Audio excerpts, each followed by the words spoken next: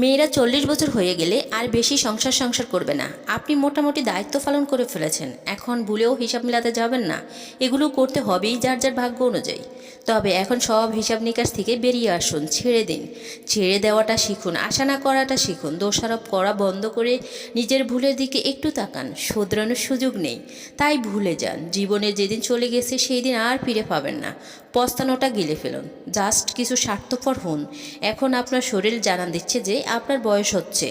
দিনরাত গড়কন্যা করবেন না, কোমর ব্যথা তৈরি হবে, বাড়তে থাকবে যাবতীয় ক্যালসিয়াম, ভিটামিন ডি। এই কোমর ব্যথা সারাতে অক্ষম হবে। একটু অগোছালো থাকলে কিছু হবে না, তাকাবেন না, মোটামুটি পরিষ্কার থাকলেই হবে। আপনি বরং সময় পেলে আকাশ দেখুন, জানালা বন্ধ না করে বৃষ্টি উপভোগ করুন। নদীর ধারে বাড়ি হলে কয়েকদিন পর পর নদী দেখতে যান।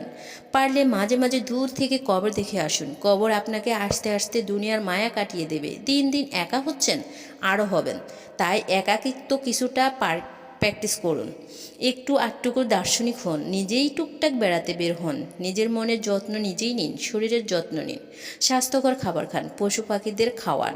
আবার একদম সন্তান স্নেহে পালন করবেন না। কদিন পর ছেড়ে চলে যেতে হবে, তাই কিছু খাবার বাইরে রেখে দিন, ওরা নিজেরাই খেয়ে নেবে। মনে রাখবেন, যত বেশি সম্পর্ক তত বেশি কষ্ট। তাই যতটুকু পারা যায় অন্যকে সাহায্য করুন, ভালোবাসুন, কিন্তু একদম ডুবে যাবেন না, কষ্ট পাবেন। পৃথিবীতে থাকতে আসেননি, অতিথি হয়ে এসেছেন। কিছুদিন পর আবার চলে যেতে হবে। সব সময় এই চিন্তা মাথায় রাখুন। জীবনের মধুর প্রাপ্তিগুলোকে মাঝে মাঝে মনে করুন। হিংসা, লোভ, প্রতিযোগিতা, এই তিনটি জিনিস জীবন থেকে বাদ দিন। বরং নিয়ম করে প্রচুর পানি খান, সুন্দর পোশাক পরুন, ভালো থাকুন, সুস্থ থাকুন। আল্লাহ হাফেজ।